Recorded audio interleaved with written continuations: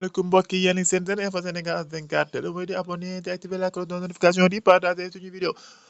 le peuple quotidien lu mu xëyee tey saxatam bu njëkk mooy l'agenda très surbooké du président Macky Sall l'audience avec les ambassadeurs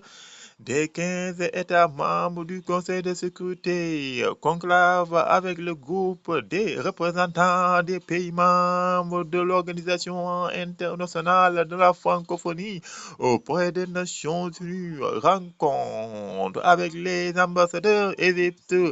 et d'Arabie Saoudite, audience avec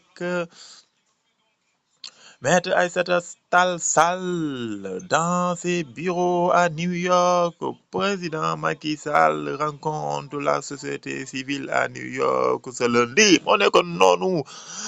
le peuple loolu la xëy tey sëxatam bu njëkk de la mooy di abonné di activer la cloche de la notification bi di partager suñuy vidéo